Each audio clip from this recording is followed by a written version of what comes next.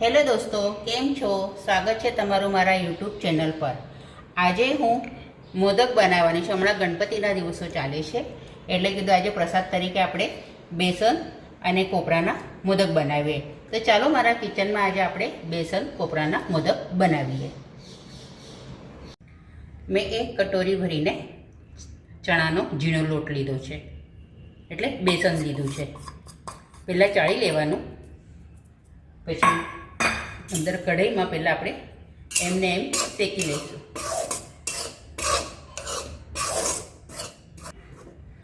હવે આપણો લોટ 2 મિનિટ માટે શેકાઈ ગયો છે। હવે આપણે આમાં મેં આ એક ચમચો ભરીને ઘી નાખું છું। જેમ લાગશે એમ ઘી નાખતું જવાનું છે।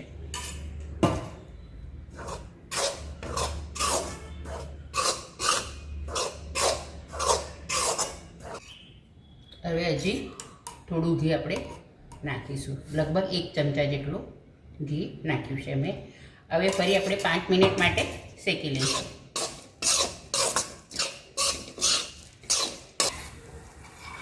હવે અડધી ચમચી જેટલું ઘી નાખવાનું છે, બસ। હવે આટલું, લગભગ મેં 2.5 ચમચા જેટલું ઘી નાખ્યું છે।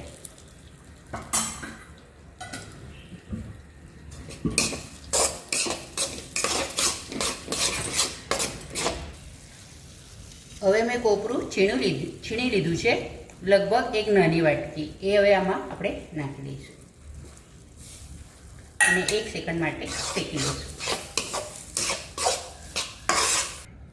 હવે આમાં મેં પાવડર લીધી છે, મિલ્ક પાવડર।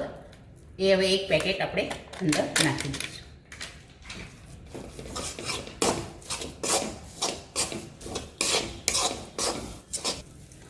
કાજુને અધકચરા ક્રશ કરી લીધા છે, એ પણ આપણે અંદર નાખીશું। અને એક મોટો કટોરો ભરીને આપણે ચણાનો લોટ લીધો તો 1 નાની વાટકી ભરીને આપણે ખાંડ લઈશું। તમને જે રીતના ગળ્યું જોઈતું હોય એ રીતના તમે નાખી શકો છો।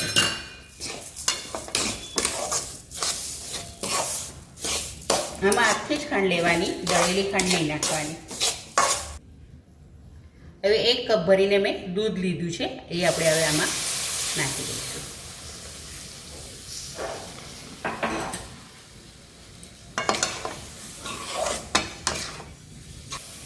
હવે આ આપણું થઈ ગયું છે। હવે એમાં હું ઇલાયચી પાવડર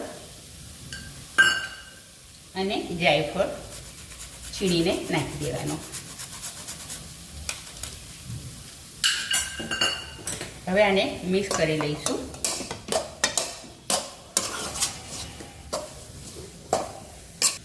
હવે આપણે એક થાળીમાં કાઢી લઈશું અને આને ઠંડુ થવા દઈશું। મેં મોદકનો સાચો લીધો છે। હવે એમાં આપણે આ રીતના કાજુના નાના કટકા મૂકીશું।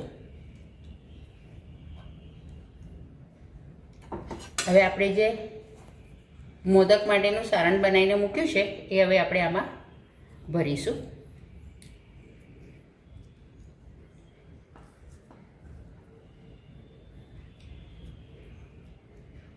આ રીતના બંને બાજુ ભરવાનું અને પછી આને બંધ કરીને જોરથી દબાવવાનું। હવે આને આપણે ખોલીશું, ધીરે રહીને ખોલવાનું। આપણો મોદક તૈયાર। હવે આ રીતના આપણે હવે બધા મોદક કરી લઈશું। તૈયાર છે આપણા બેસન કોપરાના મોદક। આજે મેં બેસન કોપરાના મોદક બનાવ્યા છે।